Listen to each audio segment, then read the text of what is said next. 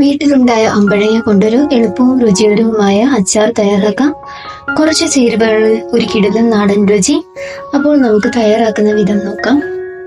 അമ്പഴങ്ങ നന്നായി കഴുകി വൃത്തിയാക്കിയതിന് ശേഷം എല്ലാം ഒന്ന് തുടച്ചു മാറ്റി വെക്കാം. ഇനി നമുക്ക് കടുമാങ്ങ അച്ചാറിന് അരിയുന്ന പോലെ എല്ലാം ഒന്ന് അരിഞ്ഞെടുക്കാം.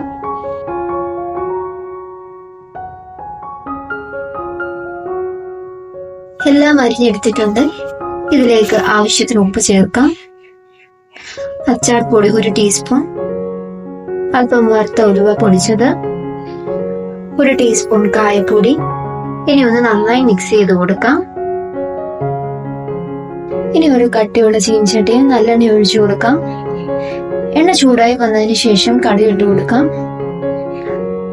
കടുക് പൊട്ടി വരുമ്പോഴേക്കും കുറച്ച് ഉലുവയും ഇടും. കുറച്ച് കറിവേപ്പില ചേർക്കാം.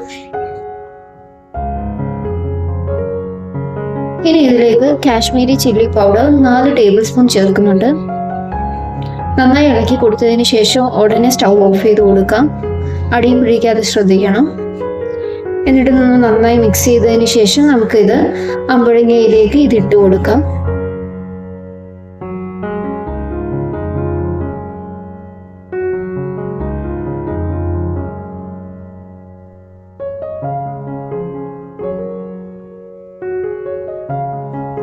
ഇനി ചീനച്ചട്ടിയിലേക്ക് കുറച്ച് വിനാഗിരി കൂടി ഒഴിച്ചു കൊടുത്തതിന് ശേഷം അതിൻ്റെ അരപ്പെല്ലാം ഒന്ന് നന്നായി മിക്സ് ചെയ്തതിന് ശേഷം നമുക്കിത് അമ്പഴങ്ങയിലേക്ക് എല്ലാം കൂടി ചേർത്ത് കൊടുക്കാം.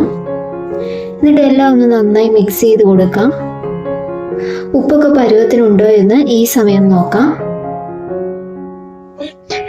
ഈ ഒരു രീതിയിൽ നമുക്ക് മാങ്ങ, അമ്പഴങ്ങ ഒക്കെ അച്ചാർ തയ്യാറാക്കാം.